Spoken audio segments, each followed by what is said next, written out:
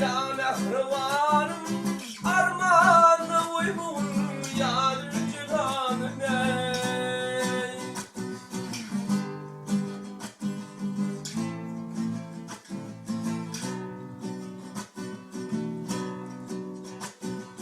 Tenim dertli kılma ölüm kallaç, gönlüm yine koymay atu yalanacak.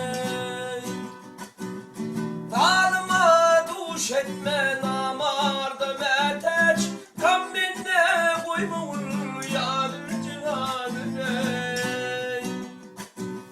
Dalıma duş etme namarda meteç, kam bende koymun yadır cihanım ey.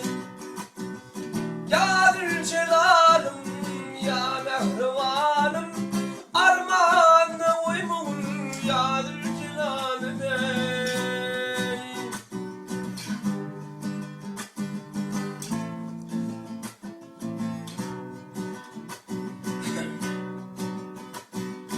Ey Allah'ım sende ne kudretli kim var? Vah yaradan sende ne kudretli kim var? Vah keremin üstüdür ey, ay günahım bisyar.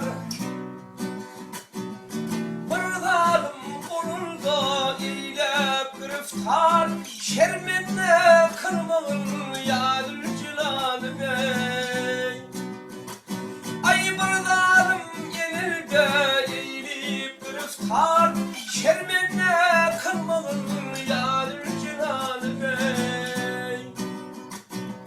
Yadır celalım ya mehribanım